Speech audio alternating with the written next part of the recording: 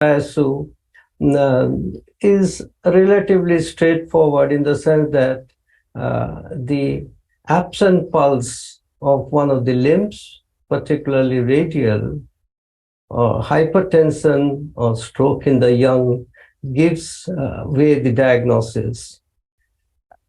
It's not a difficult disease in that sense to diagnose in the if there is vascular occlusion. However, the course of the disease is very variable. One can have many years of asymptomatic disease, or one can have a stormy course with hypertension, renal insufficiency, or increasing claudication pain. It's been always a challenge to find out the disease activity in Takayasu. Recently, the ACR, EULAR have changed the definition of Takayasu by increasing less than 40 to less than 60 years. The cutoff time has increased, and a scoring system has been introduced. You have clinical and imaging criteria as shown in the slide. Well, much of the features are there which has been in the previous criteria, but one needs to know that a carotid artery abnormality is specifically scored, plus the BP difference has to be more than 20 millimeter. And you have graded imaging abnormality of the artery. This is as far as the classification criteria, which is specific and even 93% sensitive. As far as my brief today is to assess disease activity. I will also touch upon the extent of the disease and damage, other domain, clinical domain, which have got relevance. The first criteria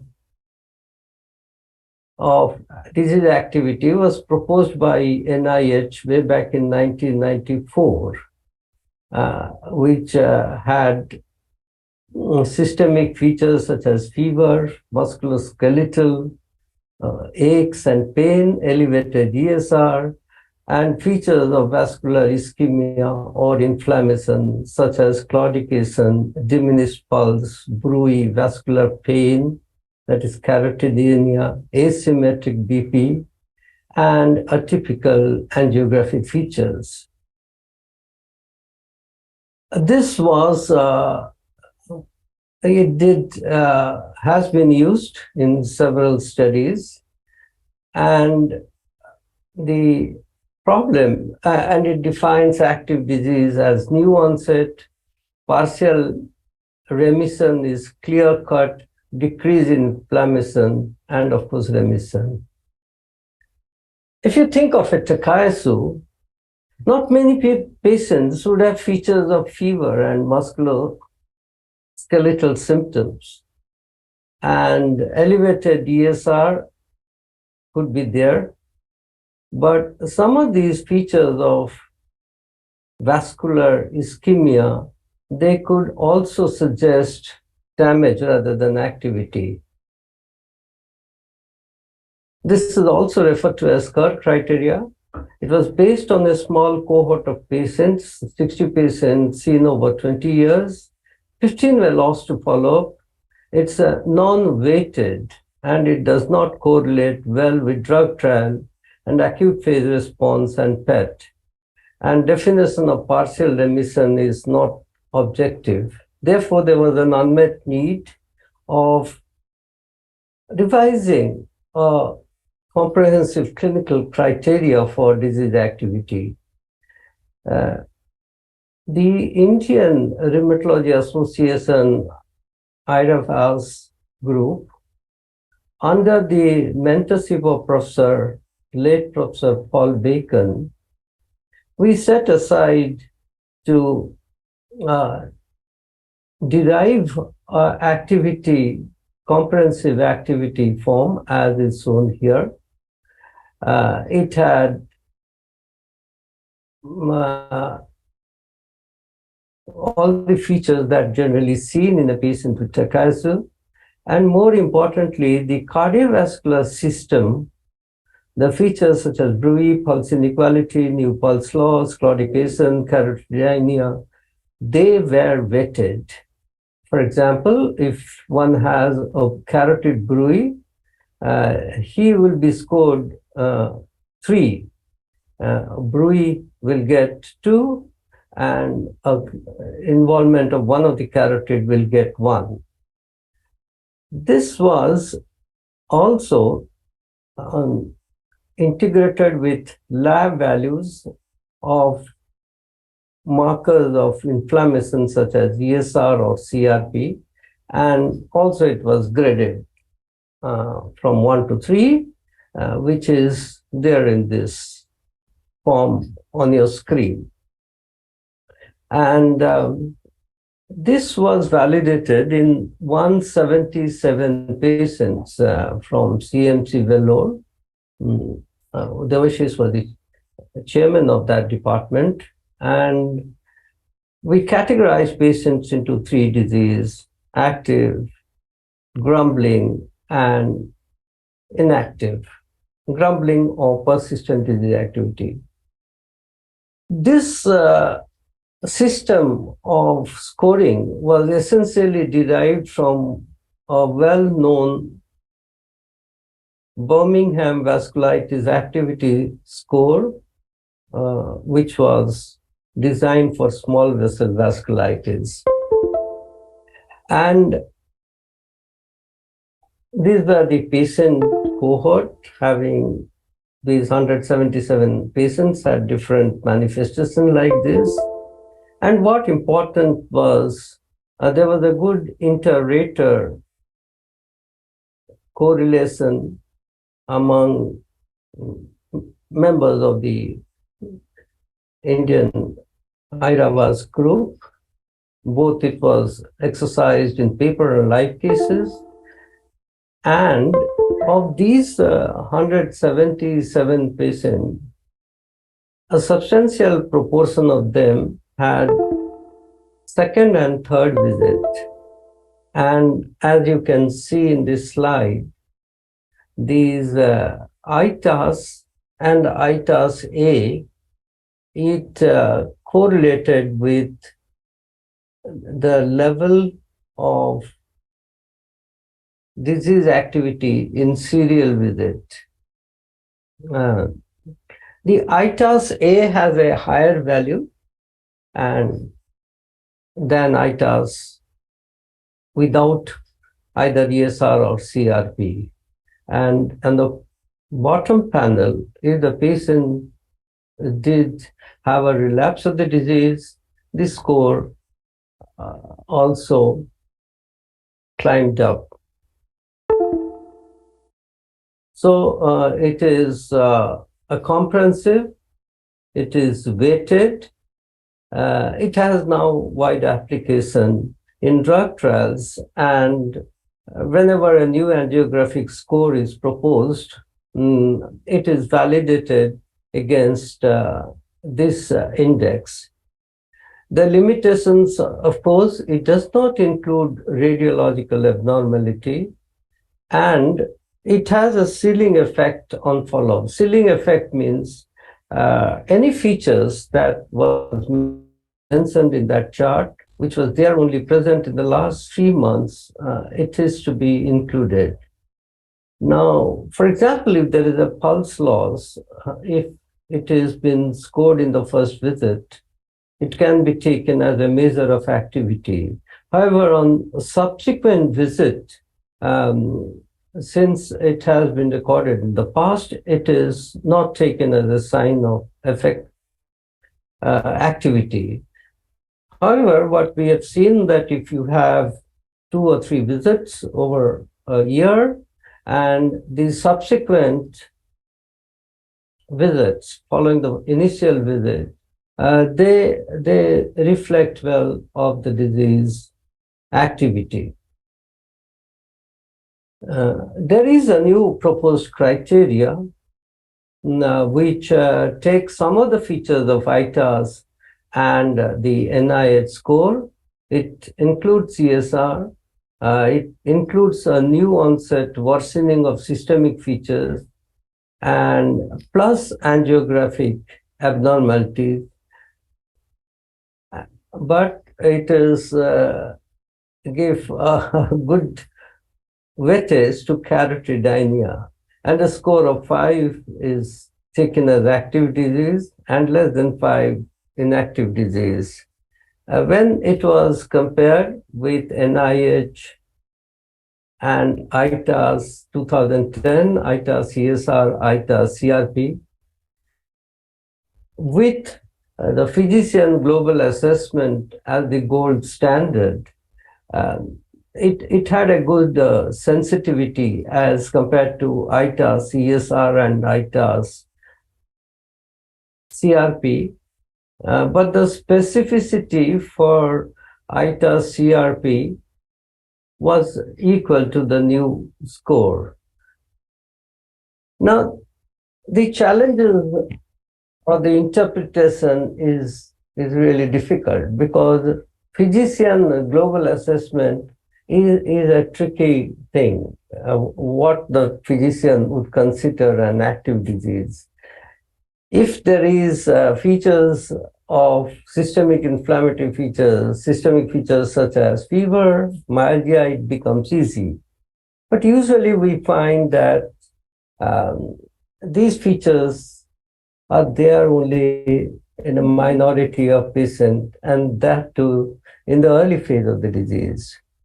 However, this is the new proposed criteria is weighted. It includes angiographic assessment, but there is no longitudinal data, and response to change not assessed. And of course, excessive weightage to carotidynia. In our cohort of patients, we find carotidynia in 10 to 15% of patients. So obviously, this is an overemphasized features of the disease. Prior to the development of ITAS, this is in fact the first index we had proposed. It's called the Disease Extent Index. It globally captures all features of disease and is weighted. Well, many studies do use it as a disease activity measure, but I may have to put in a word of caution that this has features both of activity and damage, and subsequently we devised the Takayasu arthritis damage score, much like the VDI, the vasculitis damage index for small vessel vasculitis. And a feature here is important in the sense that any features, if it is there for more than 6 months, it is logically thought that it is an irreversible thing. And therefore, in the context of a patient, this form or this instrument is useful to measure yearly, so that one can see over a period of time that damage do accrue and not amenable to pharmacotherapy, and is a good marker for prognostifying the disease. Well, the gold standard of diagnosing Takayasu arthritis is radiology. we generally use a CT or MR angiography at the start of our assessment because you need a documentation that the large vessel is involved. Radiological tools have been also used to assess disease activity. One of them, the Doppler ultrasound scoring system, was proposed by Professor Alakendu Ghosh from Calcutta, Kolkata from PGI, and it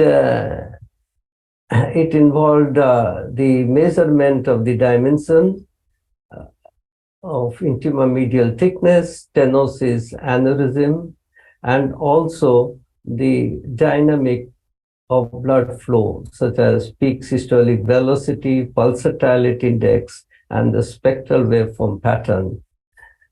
The cutoff for IMT for carotid was 0.8, and it had a reasonable association with ITAS. One of the merit is that there was no radiation involved. It's an objective tool. It is reproducible. However, they suggested that it is to be used as a supplementary tool. The real problem was scanning 19 vessels, and it does take considerable amount of time for evaluation. Later, Justin Mason proposed this angiographic score based on either CT or MR angiography, and the 17 vessels have been listed at the core set of arteries. They were measured, either they were narrowed or stenosed or dilated, and with a grade of 50%, 50 to 70%, more than 70%. And also, they considered the length of involvement. As you all know, Takayasu arthritis does involve, is an extensive disease. The vessel shows a lengthwise involvement. And in that sense, it is a comprehensive tool that you are assessing the entire quantum of vascular abnormality over all these vessels that could be involved in Takayasu. And this is more useful if follow-up scans are done. Usually, we do CT angiography or MR angiography at the first visit. Some physicians prefer CT angiography, but follow-up is usually yearly done with MR angiography and to avoid radiation. And they tried to correlate this this score. It's called the arterial stenosis score. It correlated with damage, but not with activity. And the dilatation or the aneurysm, it correlated with PGA. Even these are data that they did correlate with ITAS, the NIH activity. So better correlation of both stenosis and composite score with ITAS, both with ITAS 2010 and the ITAS acute phase reactants, either CRP or ESR. And as you can see that on follow-up, the angiographic score was, cross-sectionally, the stenosis score did correlate with ITAS, dilatation, and the composite score. Composite score is got by adding all these 17 vessels, stenosis factor, and the dilatation value combined together. And it did have a good correlation with active disease rather than the grumbling disease in patients with Takayasu. So it is the clinical activity correlates with angiographic score, but there is skepticism regarding reversibility of dilatation. Once the vessel gets dilated, it is logical to think that the scores will not improve. CTA and MRA are comparable, but it is not equivalent, since all patients who had a CT, they had a repeat CT, and those who had MRI at the beginning, they had repeat MRI.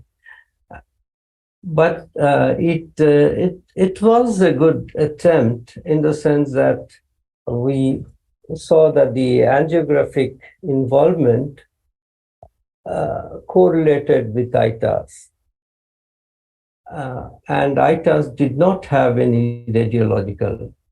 PET CT has been also used as a measure of inflammation of the vessels, because since these vessel cells, the cells that are the endothelial cells, the neutrophils, and the macrophages, they would avidly take up glucose because they are metabolically active.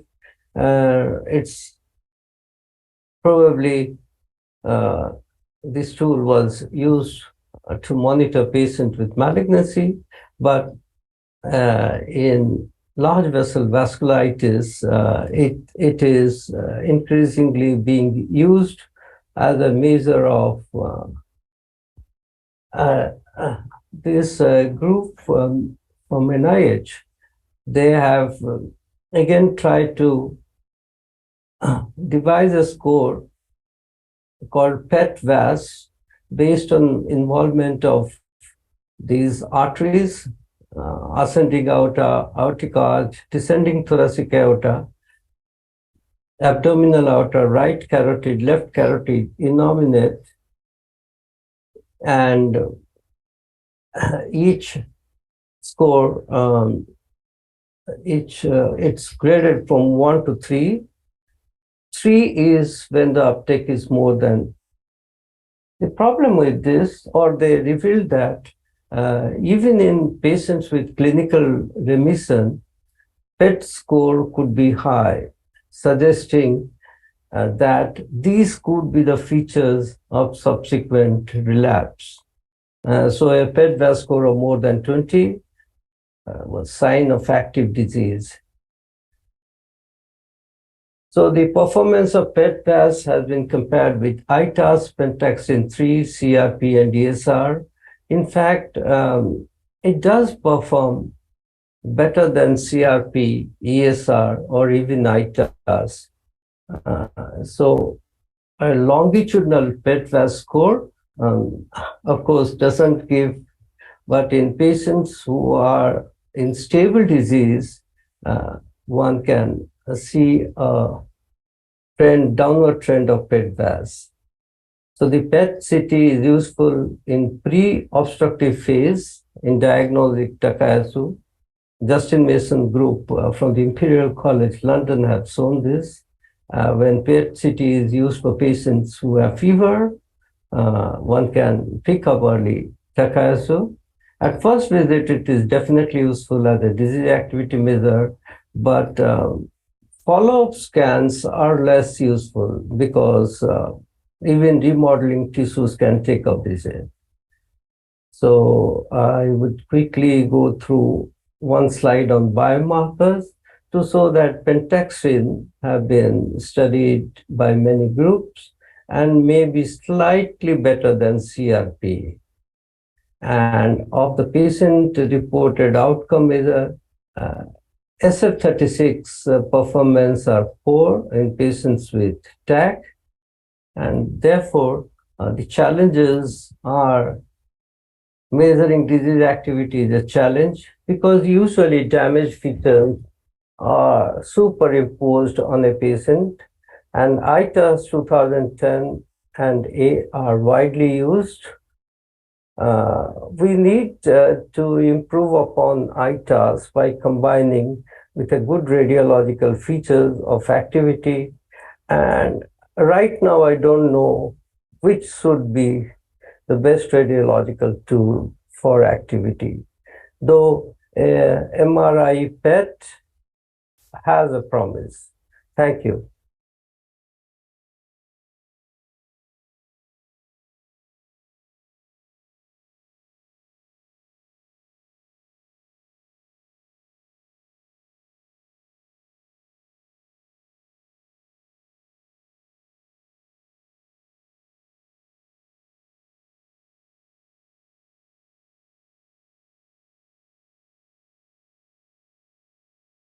Thank you very much. Thank you, Professor Mishra, for explaining the various options of assessing disease in Takayasu arthritis. An update on this subject. Would like to look at the questions. I can see here two questions in the Q&A. And if the secretariat can help me also get if there's any questions in the Facebook Live or anywhere. Three questions here. One is from an anonymous attendee. What is the first line of treatment or choice medicine in arterial hypertension with Takayasu? Sir, you have to unmute, sir. Dr. Mishra, sir. Thank you. This topic, I did not cover the treatment of hypertension. One can start off with beta blocker or calcium channel blocker, but usually what we find that you need a combination of antihypertensive drug in order to successfully manage patients. You may need 3 or 4 drugs, a centrally acting calcium channel beta blocker and ACE inhibitors. Thank you, sir. The next question is from Professor Nighat Ahmed from Pakistan. She complimented you for the excellent talk. She asked, in our resource-limited countries, which one test would you use to determine disease activity? On MR, angio, wall edema is how often used? From Lahore, Pakistan. Thank you, Nighat. It's a good question because to get, usually one can do lab measurement, ESR or CRP to supplement clinical measures of disease activity.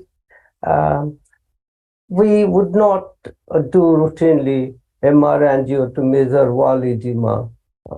So only for wherever one does have a doubt, one can go for it. It's not routinely used as a measure of disease activity. Thank you, sir. The last question is by an anonymous attendee. Do you frequently use PET scan for monitoring disease activity? No, we don't use PET scan for monitoring disease activity. As I told to you, even that study from a study that I quoted, it said that even if patients were clinically inactive, the PET scan will show increased uptake could be due to remodeling of the tissues. And certainly atherosclerotic lesions also tend to have a higher intake. It's not frequently used. And I would think that the best use of PET-CT is for pre-obstructive disease, for patients who present with fever, weight loss, but no obvious evidence of occlusive manifestations. Thank you, sir. I now hand over to my co-convener, Professor Masayoshi Harigai, to conduct the next two talks. Okay. So let's move on to our second topic. Our next speaker is Dr. Sugihara from Tokyo, Japan. Let me briefly introduce him. Yeah. He graduated from Tokyo Medical Dental University in Tokyo and obtained his degree at the same university. After training in rheumatology, he joined the Tokyo Metropolitan Geriatric Hospital as a rheumatologist, where he served for 12 years and saw many elderly patients with rheumatic diseases. In 2019, he returned to Tokyo Medical and Dental University and is currently working at the Division of Rheumatology at Toho University School of Medicine in Tokyo. He's a member of JPVAS, Japan Vasculitis Study Group, and has been studying GCA, giant cell arthritis, in the past few years and published several papers. The title of his today's talk is GCA Amongst Agents, Update on Epidemiology, Phenotype, and Outcomes. Dr. Sugihara, the stage is yours. Please start. Thank you for very kindly introducing me, Professor Harigai. I share my slide.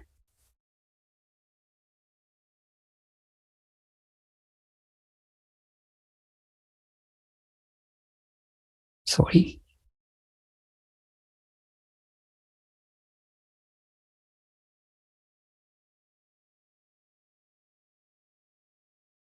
So it is a great honor and an exciting time to talk about giant cell arthritis GCA in APLAR webinar 2023. I'd like to appreciate Professor Dander and Professor Harigai, the chairpersons. To start with, I'm going to talk about the paradigm shift of GCA treatment. Recommendations for diagnosis and management were presented in Japan, Europe, UK, and US. In these guidelines, high-dose glucocorticoid therapy is still a cornerstone of treatment in GCA, but the efficacy of IL-6 inhibitors has been demonstrated in clinical trials, GIACTA. The significant steroid-sparing effect of tocilizumab was obvious. Other biologics will be candidate treatment options in the future. We are in the transition to a new era of biologics. That is why it is necessary to classify GCA and Takayas, evaluate its disease activity, and define treatment goals. We'll talk about the classification of GCA and Takayas. We'll talk about the treatment outcomes of GCA with large vessel lesions, and also the development of remission criteria and treatment algorithm for GCA. I refer 2022 ACR Euro classification criteria of GCA.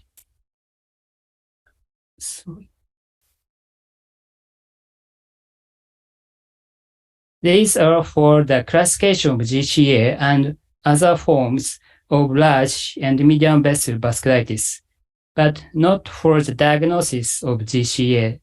So other GCA mimics should be excluded. Age restrictions, 50 years or more at diagnosis. Additional clinical criteria about typical cranial signs and symptoms, and morning stiffness in shoulders, neck, like polymyalgia rheumatica. CRP and ESR criteria, positive biopsy or Hall sign on temporal artery ultrasound. Imaging criteria of large vessel lesions have two, bilateral axially involvement and FDG PET activity throughout the descending thoracic abdominal aorta, Sum of the score and a score of 6 or more points is needed for the classification of GCA. I'll show the case. She is a 76-year-old Asian female and had a consistent bitemporal headache for 4 weeks. And recently, she noticed scalp tenderness, jaw claudication, and fever. She also had proximal myalgia and stiffness in both shoulders and hips. Physical examination showed tenderness and a hard cord-like appearance of temporal arteries.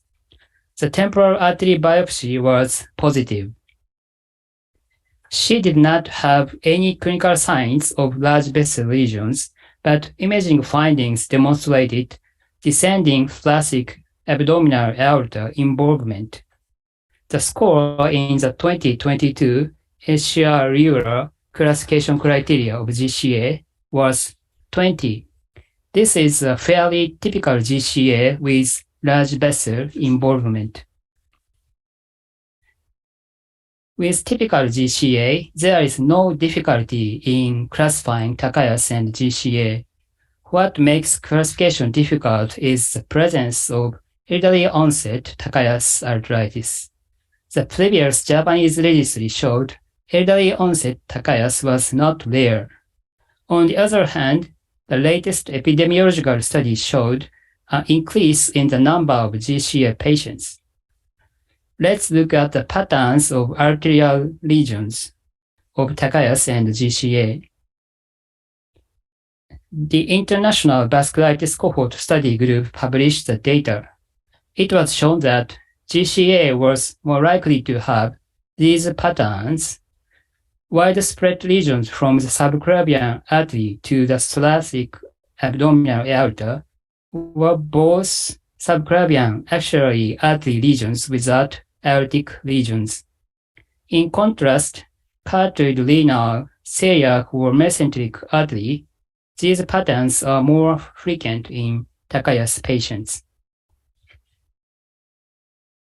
Next, I present case 2. She was a 69-year-old Asian female and had proximal myalgia and stiffness of both shoulders and malaise, but she had no bitemporal headache and other cranial lesions. ESR 142, CRP 12 mg per deciliter. Imaging findings demonstrated wall thickening throughout the descending thoracic and abdominal aorta and both subclavian arteries. But stenosis, dilatation, and aneurysm were not detected. 6 months after treatment, wall thickening had improved. Let's consider the classification of Takayas and GCA. She did not meet 1990 GCA classification criteria. The score in the 2022 classification criteria of GCA was 7 if an alternative to CT findings instead of PET-CT. She met Japanese diagnostic criteria of Takayas but did not meet 2022 Takayas classification criteria. She has PMR and wall thickening throughout the descending thoracic abdominal aorta involvement, and these were clinical features of GCA, so I diagnosed her with GCA. Here is another case of large vessel vasculitis. Think again about whether this case is GCA or elderly onset Takayas. She was a 73-year-old Asian female and had upper limb claudication, blood pressure asymmetry, decreased brachial pulse, and bruit in the subclavian area.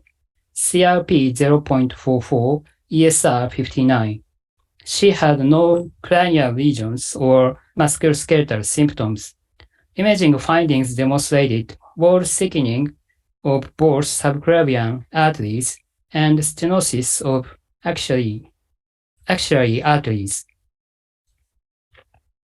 I show the diagnostic criteria of Takayas arthritis in Japan, a wide variety of signs and symptoms are indicated. Briefly, at least one of these items and in signs and symptoms of Takayas and any of the conditions in imaging criteria, multiple lesions are needed to diagnose as Takayas, and we have to exclude GCA and other mimics. This patient can meet the signs and symptoms of Takayas and imaging findings. Let's look at the 2022 ACR classification criteria of Takayas. Age restriction 60 years or less at diagnosis. This differs from Japanese criteria. The counting of territories is also different from that in Japan. In ACR classification criteria, these are counted based on luminal damage, stenosis, dilatation, aneurysm, while in Japanese criteria, wall thickening was counted as multiple lesions. We have back to case 3. Let's consider the classification of Takayas and GCA. She did not meet the 1990 ACR GCA classification criteria, and she got 5 points in the 2022 ACR GCA classification criteria and 11 points in the Takayas classification criteria if the age criteria was excluded. Both stenosis of axillary arteries were imaging features of large vessel GCA, but I have diagnosed her with elderly onset Takayas based on Japanese diagnostic criteria because she did not meet the GCA classification criteria. She started on 30 mg prednisone equivalent, and surprisingly, she relapsed with PMR symptoms when the dose was reduced. She got 7 points at the time of relapse in the 2022 GCA classification criteria. PMR and bilateral axillary involvement were clinical features of GCA, and the diagnosis was changed from Takayas to GCA. I show data from the diagnostic and classification criteria for vasculitis DC bus. The prevalence of bilateral axillary involvement and FDG PET activity throughout aorta were quite low compared to other cranial lesions, but these items adapted as the GCA classification criteria were significantly more detected in the comparators. This one.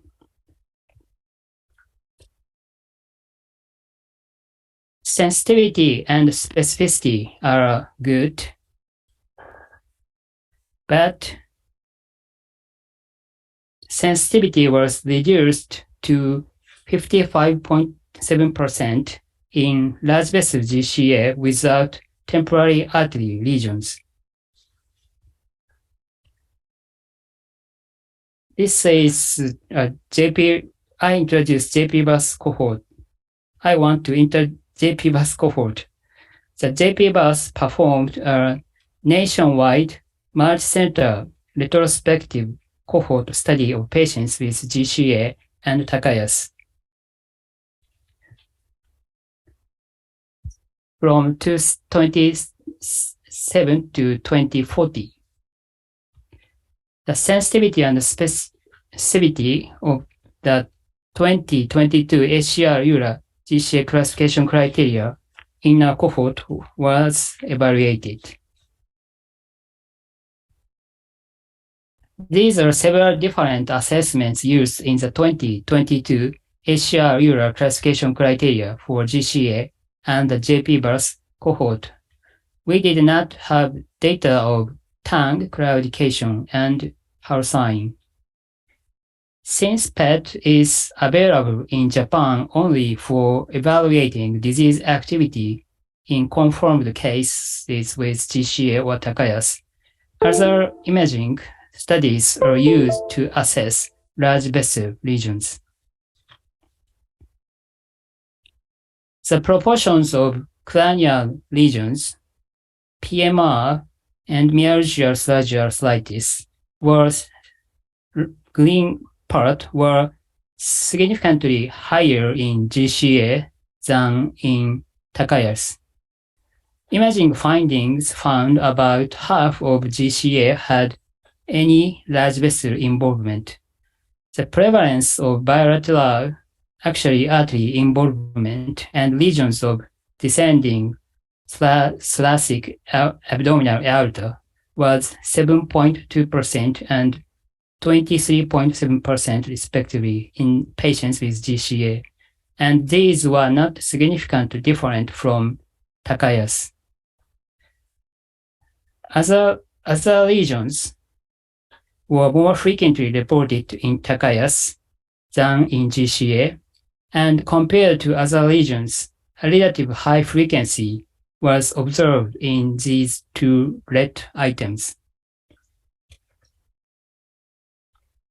Sensitivity and specificity are also good in our Takayas GCA cohort, but sensitivity was reduced to 41.9% in large vessel GCA without cranial lesions, but it was clearly higher than the 1990 GCA classification criteria. Now, I'll move on to part 2 and talk about treatment outcomes of GCA with large vessel lesions.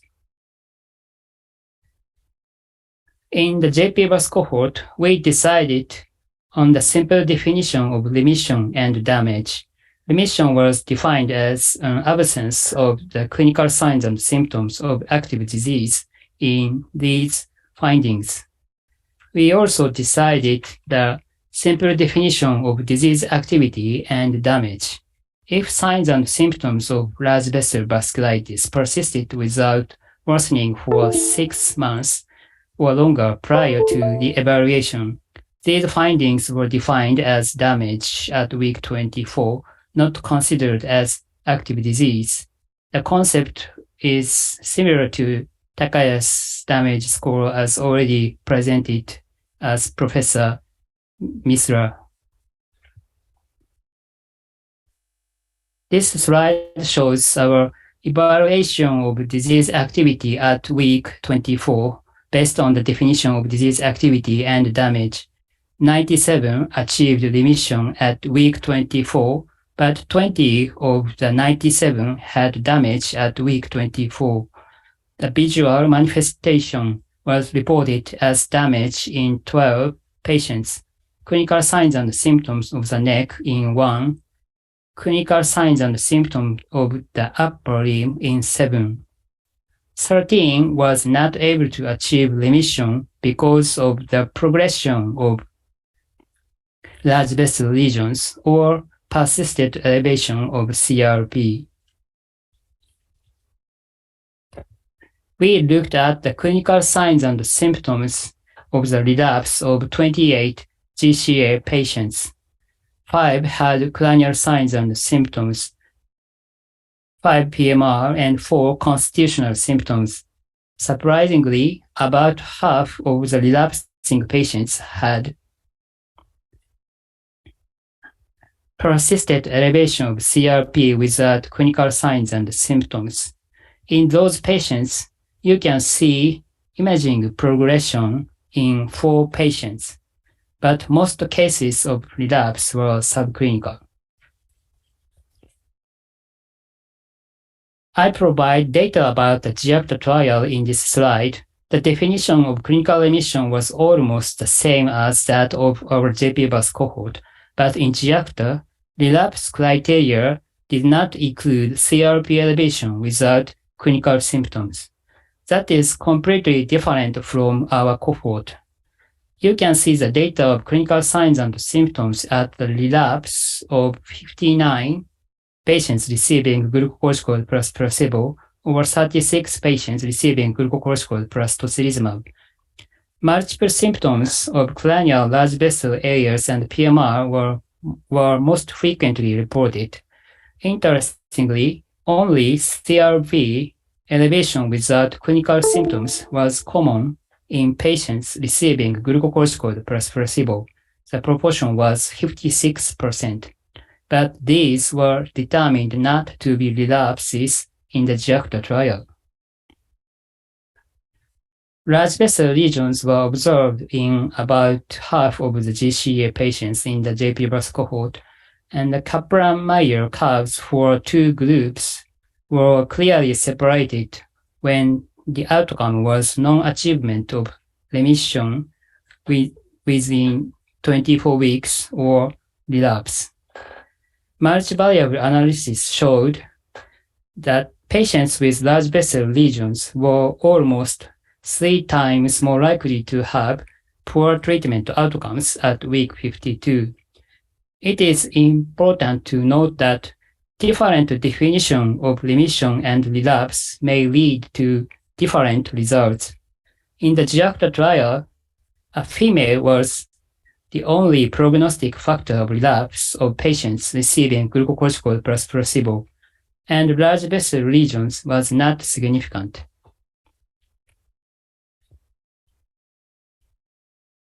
We presented 68 newly diagnosed large vessel GCA. We focused on the patterns of large vessel lesions. Aortic lesions were detected in 49 of the 68 large vessel GCA. These patients were named Group 2. Patients without aortic lesions were categorized into two phenotypes, Group 1 and Group 3. Group 1 was large vessel GCA without aortic lesions and with subclavian lesions. Group 3 was large vessel GCA without both aortic and subclavian lesions. You can see the cumulative probability of poor treatment outcomes over the 2 years of Group 1, 2, and 3. It was about 11% in patients with Group 1, 55% Group 2, 88% in Group 3, and the mean time to events was significantly different between the three groups.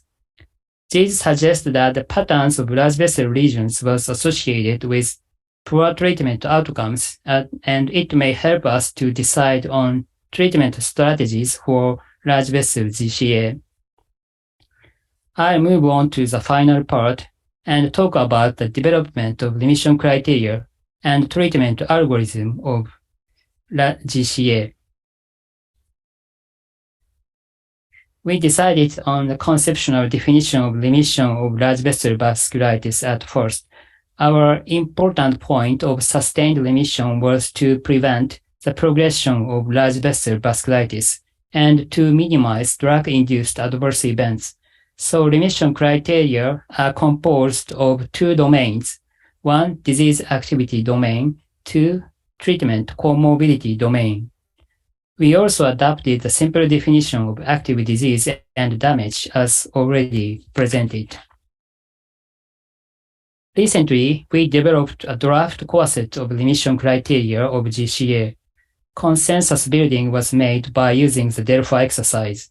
Score 5 was strongly agree, 4 was agree, and mean 4 or more of items were selected as remission criteria. The disease activity domain included systemic and cranial signs and symptoms of large vessel lesions, inflammatory markers, and imaging findings. Vascular pain in the subclavian was a key item, and other vascular signs and symptoms such as ischemic signs were also included. The initial treatment goal was the comorbidity domain focused on glucocorticoid dose at 1 year, and 5 mg per day of prednisolone was included. The initial treatment goal was an absence of disease activity in A to F, and the treatment goal at 1 year was the achievement of clinical remission criteria. I'd like to show a draft of treatment algorithm. The initial treatment goal is to achieve remission in the disease activity domain, as already mentioned. Aggregation of inflammation of large vessel vasculitis GCA was important for initial treatment. The treatment should be intensified in patients with active signs and symptoms of large vessel vasculitis or imaging progression during tapering prednisone. We focused on the case of CRP elevation without both clinical signs and symptoms and imaging progression, because it was a hard point for many physicians. In the cases, the study members proposed the requirement of comprehensive judgment by clinical course, imaging including PET as possible, and exclusion diagnosis. Treatment intensification can be considered if the cases are judged to be active on the basis of the comprehensive evaluation, including PET-CT. Here is take-home message. 2022 SCR Euro classification criteria were useful in our JP birth cohort. Descending classic abdominal aorta involvement and bilateral axillary artery involvement were important in differentiating GCA from Takayas. Large vessel lesions were associated with poor treatment outcomes of GCA, and imaging variation may help us to decide treatment strategies for GCA. Only CRP elevation without clinical symptoms was common in GCA. It required comprehensive judgment by clinical course, imaging including PET as possible. Our proposed remission criteria and treatment to achieve treatment goals need to be validated in a prospective cohort. I'd like to acknowledge the large vessel vasculitis members who worked with me on the cohort studies and Delphi exercise. Thank you for attention, and I'll take your questions. Okay. Thank you, Dr. Sugihara, for your wonderful presentations. Now, we would like to accept some Q&A questions, and the first one is about treatment. Do you see a place to treat some GCA patients with tocilizumab from the onset, from the start of the treatment, start of the symptoms, and to avoid high doses of GCs? You may use tocilizumab from the onset. Yes, it's an important question, and we need to discuss the timing of starting tocilizumab. In Japan, tocilizumab was usually studied for relapse cases, and our proposal was good to evaluate the relapse patients who should start tocilizumab, but most of elderly patients have some factors related to the risk of glucocorticoid toxicity. So I started tocilizumab more frequent for new onset GCA than before. When I started tocilizumab for GCA, glucocorticoid will be off within 6 to 12 months. In this situation, CRP was not reliable biomarker, so we needed to establish the methodology to evaluate it. Thank you for your question. Thank you. And second question is, how long do you usually keep your patients on tocilizumab for GCA? It's a difficult question for me because we don't have any data. In GIACTA trial, tocilizumab was discontinued at week 52, but in clinical practice, we recognize the safety of tocilizumab in the treatment of rheumatoid arthritis, and if the patient doesn't have any adverse events or comorbidity, I continued tocilizumab more than 1 year. So it's we need data about your question. Thank you. Okay. in that case, after stopping the tocilizumab, have you experienced any flare of GCA? Yes, I have some patients flared. So, but the percentage was, I don't present the percentage of the patients, but it's not rare. So, another, it's also, it should be, we study your problem. Yeah, that is same to the previous question. Okay, thank you very much. I hand on to Professor Danda to introduce the third speaker. Thank you, Professor Harigai. Thank you, Professor Sugihara, for the wonderful talk. I now have the privilege of inviting Professor Ali Jawad, consultant rheumatologist from the Royal London Hospital, Barts Health, Professor of Rheumatology, William Harvey Research Center. Can I have the introduction slide again, please, back?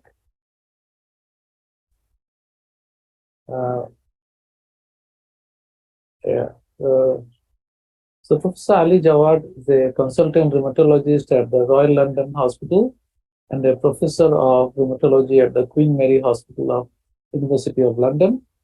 He has won several research grants investigating cytokines in rheumatoid arthritis and has published extensively in journals and books. He is also a clinical and external examiner for medical schools. He has held numerous prestigious positions, including the Vice President of the Royal College of Physicians and Medical Director, Global. He was appointed the Order of British Empire for the service to healthcare and was awarded the Royal College of Physicians Medal for his dedication to the college.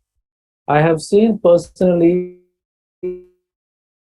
heard personally Professor Ali Jawad in the Arab League Rheumatology Conference. He was such a popular and such an eloquent speaker and such a respected figure. We are greatly honored by your presence, sir.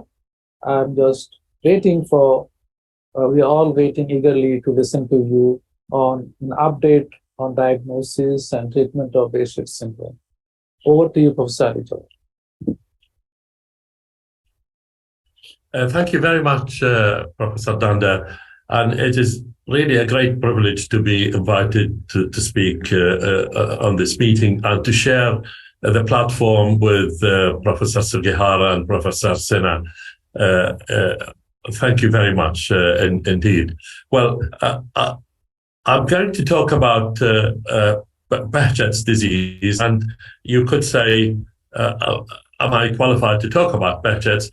Yes, because in fact, there are 3 centers of excellence for treating Behçet's disease in the United Kingdom, and the London Center is the biggest. We have a cohort of 950 patients that we treat. The center has been ongoing for more than 10 years, and I work there. So and also, I am a member of the committee which is setting up treatment guidelines for Behçet's in the UK. It was set up by the British Association of Dermatologists and the British Society for Rheumatology back in 2019.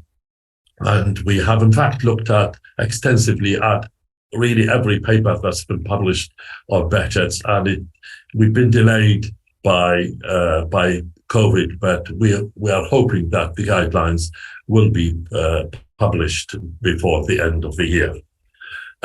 Now, first of all, I think we need to clarify the name. Is it Behçet syndrome or Behçet's disease? In fact, officially, you can see the problem is it's EULAR who insists of calling it Behçet syndrome, while, for example, the International Society for Behçet's disease calls it Behçet's disease, and most publications use the term Behçet's disease.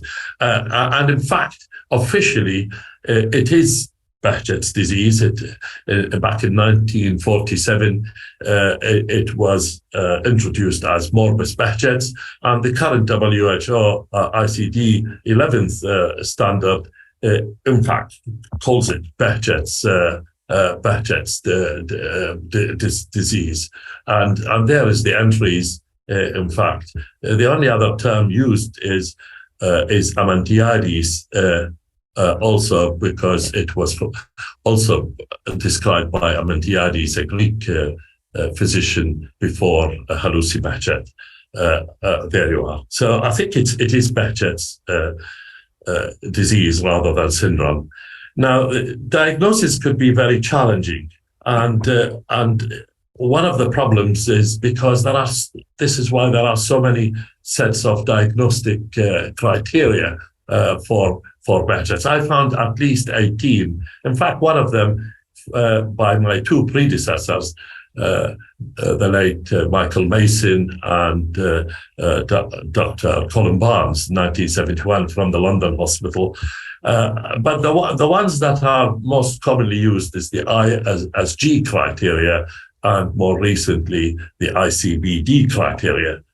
Now, the ISG criteria, although it is one of the oldest, it's still more widely used than the ICBD because, and that's the definition, recurrent, it has to be recurrent office ulcerations, at least 3 a year, because there are a number of infections that could cause a Behçet's disease, like syndrome, but without it being repeated. So it's a single episode of office ulcerations plus uveitis plus skin manifestation does not equate to Behçet.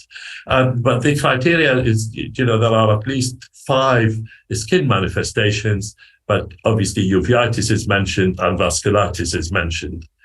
Now, the problem with the ICBD criteria is quite challenging because simply if the patient has genital ulcers and oral ulcers, that satisfies the ICBD criteria, which is rather, I don't feel that is completely correct. And because there are so many causes of recurrent orogenital ulcerations, obviously Behçet's syndrome is one of them. As is mentioned in this, it's Behçet's disease, but it's the complex orthosis is more common in North Europeans. Erosive lichen planus is by far the commonest that we see, because obviously we are seeing North European patients, and the incidence of Behçet's disease is much less than other conditions. Bullous skin disease is another really common cause of orogenital ulcerations, and this list is not exhaustive at all. So I think we're wary. We really need better diagnostic criteria, and the sensitivity, it depends. You can see the sensitivity of the ICBD varies from 87 to 96%. The specificity is much less, and the accuracy again varies, but it depends upon which paper you refer to. However, there are some pathognomonic lesions of Behçet's. You could diagnose Behçet's. Ophthalmologists can diagnose Behçet's, in fact, without asking about mouth and genital ulcers. And one of them is if there is hypopion, white cell exudate in the anterior chamber, plus superficial retinal infiltrates with hemorrhages and branch retinal vein occlusion. This is Behçet's, and really without even asking more questions. And really retinal vein occlusion plus inflammation is due to Behçet's unless proven otherwise. And these you could easily see in the outpatient clinic. And another pathognomonic lesion is the scrotal scarring secondary to ulcers. Again, it's very rare that you see this in other conditions. Obviously, there is the pathology test and the B51 association. No doubt, the HLA B51 association with Behçet is well proven, especially in patients who live on the Silk Route. The problem is in our cohort of patients, we only see it in a small minority of patients have B51 positivities, around 17%, which is very low. So that valuable, in fact, in a way, feature is we don't see in the North European patients. In addition, most of our patients are, as I said, white British, and the mean age of presentation tends to be higher than with other ethnicity, and the male to female ratio, we have more female patients than male patients. While in the Middle East and the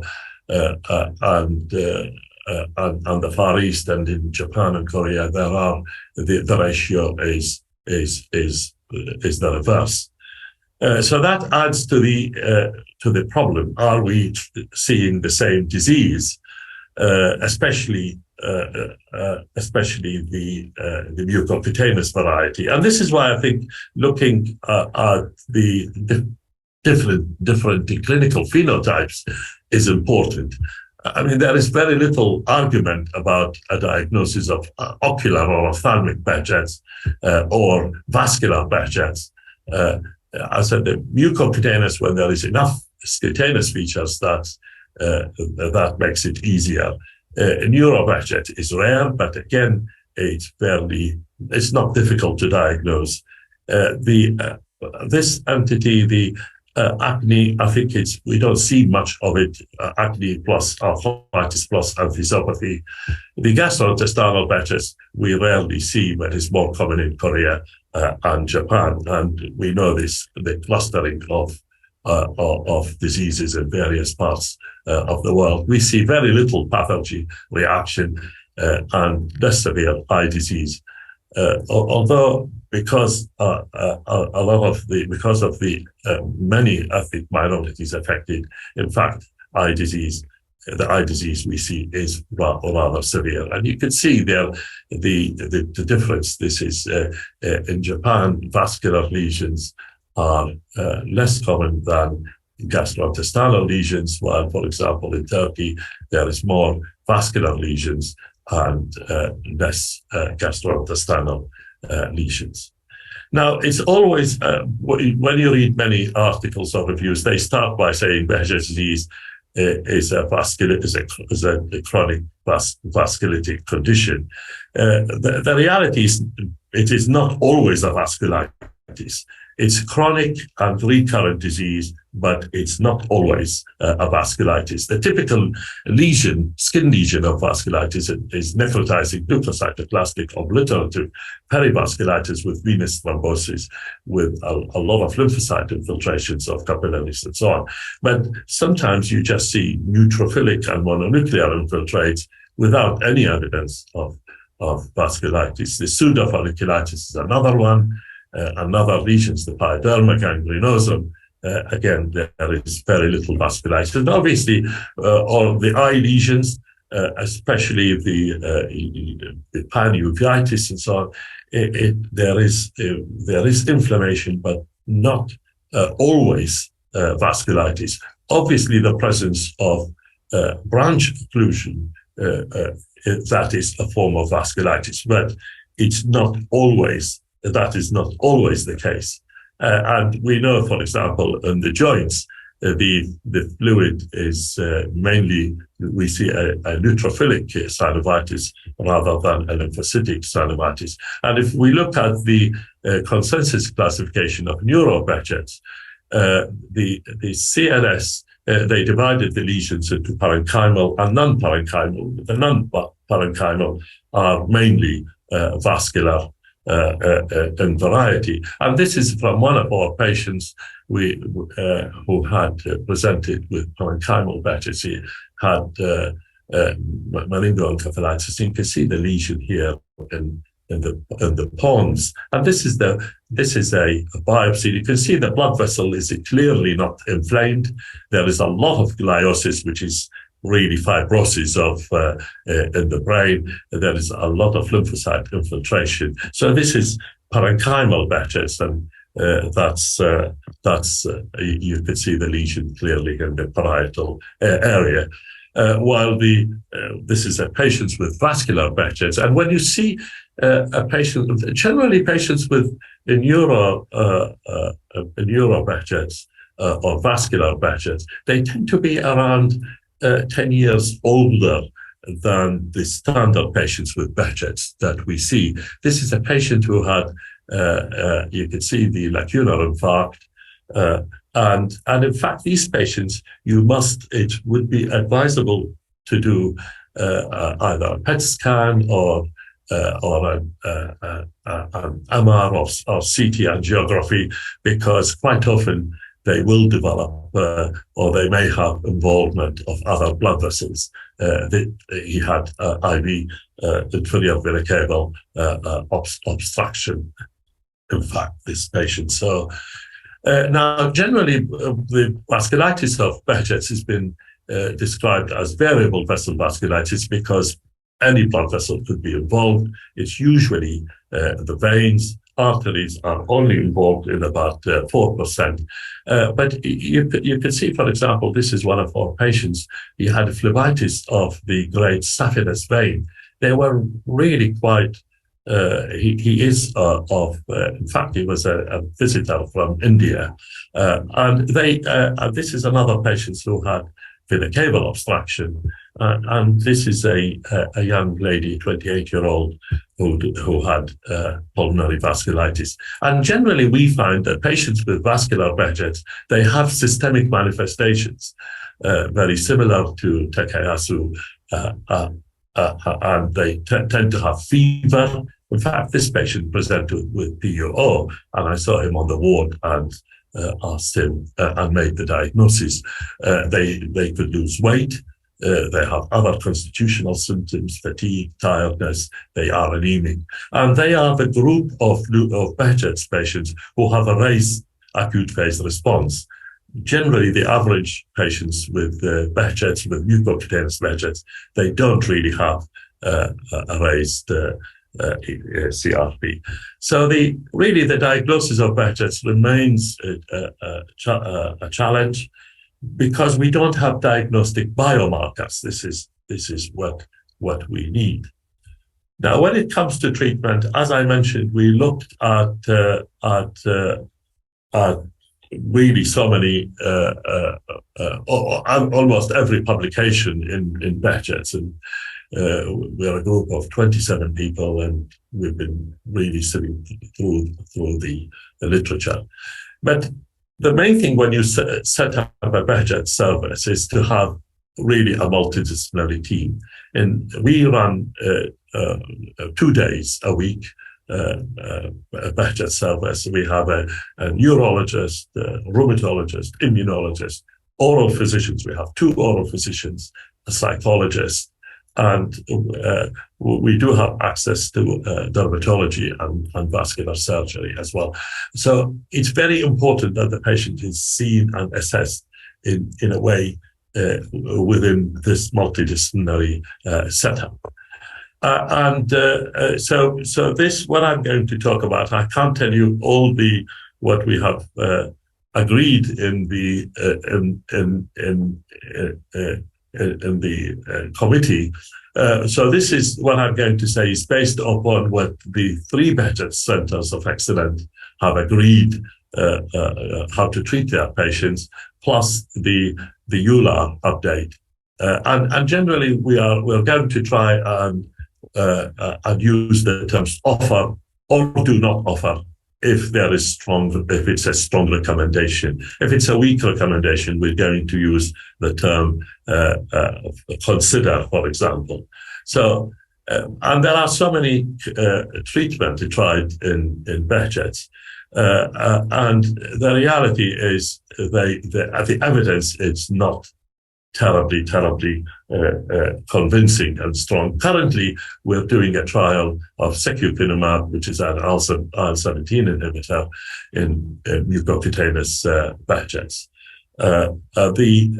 And generally for less complex disease, just this is an outline, is to use topical steroids, topical anti-inflammatories, triple mouthwash, which I'm going to talk about in a minute, plus maybe antibiotics locally.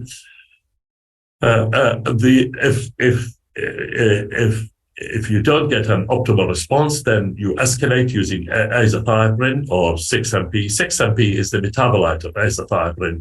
Those who cannot tolerate azathioprine because of gastrointestinal side effects, you can use 6-MP, MMF, tacrolimus, or oral steroids.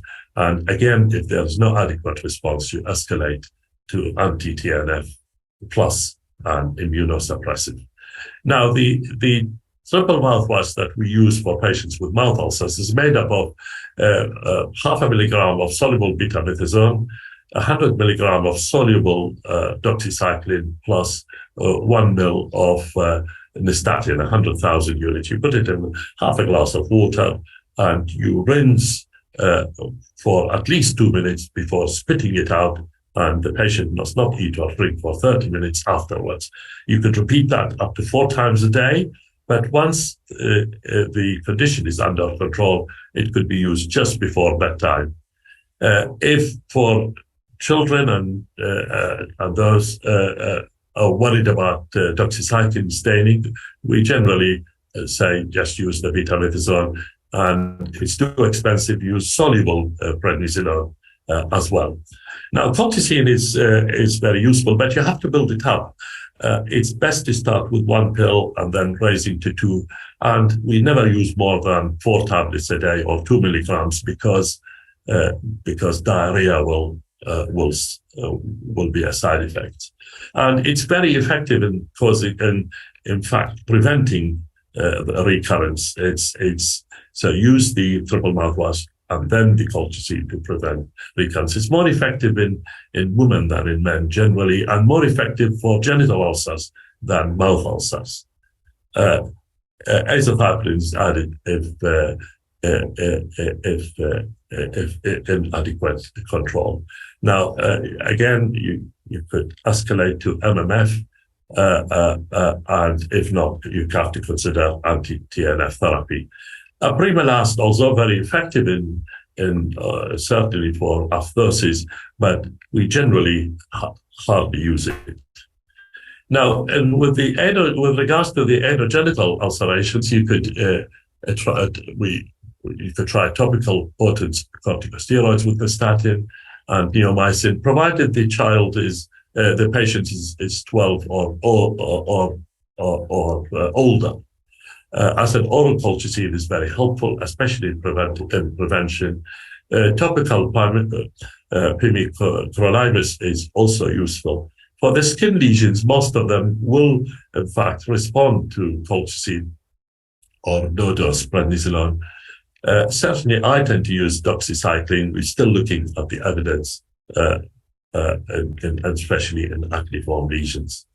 Erythema nodosum, pyoderma gangrenosum, generally, they may not respond to colchicine very well. A low-dose prednisolone is useful to be used for 2 to 3 months. Again, azathioprine could be added if the response is inadequate. Arthritis and arthralgia, they generally, the arthralgia follows the mouth ulcers, and the arthritis tend to occur with the erythema nodosum. And generally, colchicine or anti-inflammatories, they tend to be very helpful. If not, a low-dose prednisolone, or if it's 1 or 2 large joints, they could be injected. You could use others, but interferon is currently not available in the UK. Now, for more severe disease, again, although we're going to use topical applications in the eye, for example, or steroid injections into the eye, but really they should be started on oral steroids plus azathioprine from the beginning, and we escalate to infliximab very, very quickly, both for ocular and vascular lesions. And if we get an inadequate response, we use cyclophosphamide or rituximab. We find if the patient, the more severe the disease, cyclophosphamide is preferable to rituximab, because rituximab doesn't work as fast as others, and it's very good for prevention rather for initial treatment. For the eyes, these have the sight-threatening lesions. If there is significant vitritis, retinal infiltrates, retinal vascular occlusion, optic disc swelling, or macular edema, high-dose steroids, 1 milligram per kilogram body weight, and you can add in fact, IV steroids. We generally do not prefer the IV methylprednisolone. In the clinic, when the patient comes in, we could give them IV hydrocortisone straight away because it's an outpatient service, and add in azathioprine or calcineurin inhibitors immediately. We tend to escalate very quickly to anti-TNF, and tocilizumab is only used if there is inadequate response to anti-TNF. If all fails, obviously cyclophosphamide. To prevent the development of neutralizing antibodies when using especially infliximab, we tend to use azathioprine or another immunosuppressant. For acute deep vein thrombosis, well, we call it acute deep. In the reality, it's an acute deep venous phlebitis, and they respond very well to steroids, plus immediately add in azathioprine. Whether to treat with anticoagulants or not is immaterial. It doesn't seem to make any difference. However, the patients that are referred to us to the Behçet Center, 90% of them come on warfarin or others. And so generally we tend to stop them. But we tend to stop them if they don't have positive phospholipid antibodies. And for refractory cases, again, we escalate very quickly using anti-TNF. The problem with anticoagulants is just you must make sure that the patient does not have pulmonary artery aneurysms. And these, in fact, if we see the pulmonary artery aneurysm, we tend to use high-dose corticosteroids and cyclophosphamide or infliximab initially before weaning them. You could use rituximab as maintenance, but initially, I think a lot of these patients really there is a high risk of major bleeding and death. Again, if there is aortic or peripheral artery aneurysms, we tend again to use cyclophosphamide steroids before handing the patient to the surgeon to repair or to stent. In neurobehçets, well, if it's parenchymal, it's the same, the high-dose steroids, azathioprine plus anti-TNF, but obviously do not use calcineurin inhibitors because there is evidence that it may make it worse. For the cerebral venous thrombosis, the treatment is the same. You can use anticoagulants provided you do not you exclude pulmonary aneurysms, and you must screen patients for other vascular involvement with imaging, as my predecessors have mentioned. Gastrobehçet, it's you have to confirm, you have to manage these patients with a gastroenterologist. A biopsy is terribly, terribly important, and you must make sure that the patient does not have NSAID-induced ulcerations, which are not uncommon, especially with the slow release preparations. Excluding Crohn's is important, and tuberculosis. Now, just note some medication. We generally avoid methotrexate because we have evidence to show that it destabilizes mucous membranes and makes mouth ulcers worse. Before you use MMF in a man or in a young person, always do a sperm count, as it may lead to azoospermia. And the British National Formulary recommends 2 methods of contraception in women of childbearing age when using MMF, and obviously do not use calcineurin inhibitors in patients with new raw Behçets. So to summarize, the diagnosis of Behçets remains a challenge, but early diagnosis and prompt treatment is important. It's a chronicity, it's a recurrence. There are many effective local and systemic manifestations. We need more research. We really need more solid work to guide us as to the best treatment. Thank you very much. Thank you. Thank you, Professor Java, for your great presentation. Now, we would like to take some questions from the audience. And the first one is about use of anticoagulant. You mentioned that use of anticoagulant is not recommended for prevention. But at the acute phase, do you use anticoagulant? We generally do not use them except for neuro Behçets. We do use them, but we always make sure that there is no aneurysms because I have seen patients, at least one patient who died in another hospital because of anticoagulation. But however, as I said, 90% of patients that come to the Behçet Center of Excellence are on anticoagulants, and generally we stop them without any untowards problems. But do make sure that, because some patients may have other thrombophilia illnesses, factor V Leiden, and a small number of patients with Behçets do have antiphospholipid antibodies or lupus anticoagulant.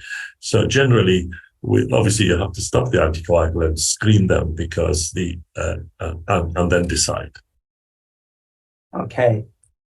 The next question is about arterial lesions. And arterial lesions have different incidence in different races or different regions in Behçet's disease. Is there any link between the arterial lesions and the specific HLA type, or is there any other reasons? The answer is we don't know. From our really studies, we have found that patients who carry the HLA-B51, if they are B51 positive, they tend to have more severe disease and more aggressive disease. However, our numbers are small, and they tend to be men. The patients who get the vascular Behçets, in fact, most of them are men rather than women, while the mucocutaneous type is mainly women. The same with the neuro Behçet. As I said, that we really need more studies, and perhaps we really need a multi-nation studies, because if you go to certain parts of when I go to the Gulf, vascular Behçet is really very common.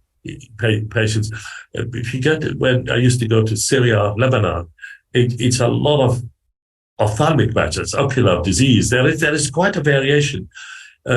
We do see some patients with GI Behçet. Generally, it's more common in Korea and Japan.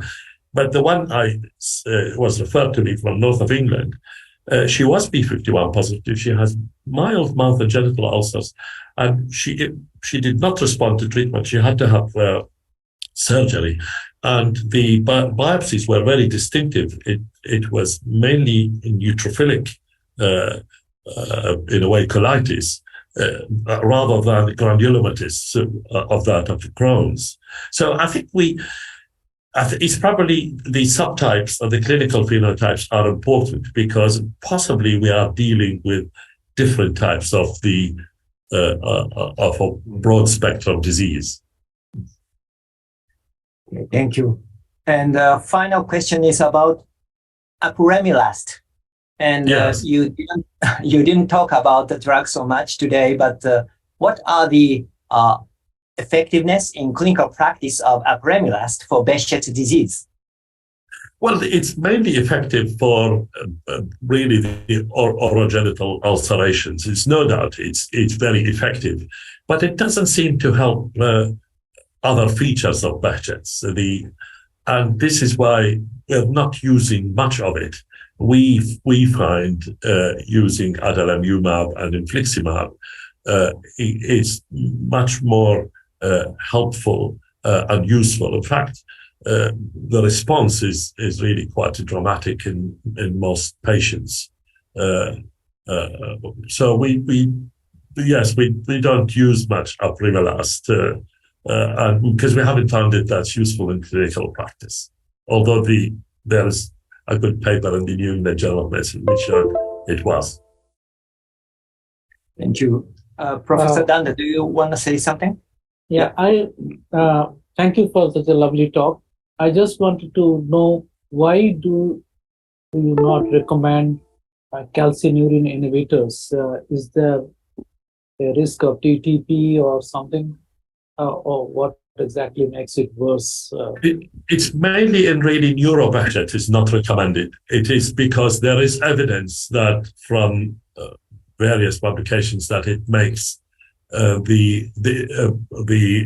may make it worse. And really, I don't have an adequate explanation for that. But generally, if it's in neurobehçet, one should avoid it. They are not easy to use these drugs, and I mean, as I said, the azathioprine, we think it's the cornerstone.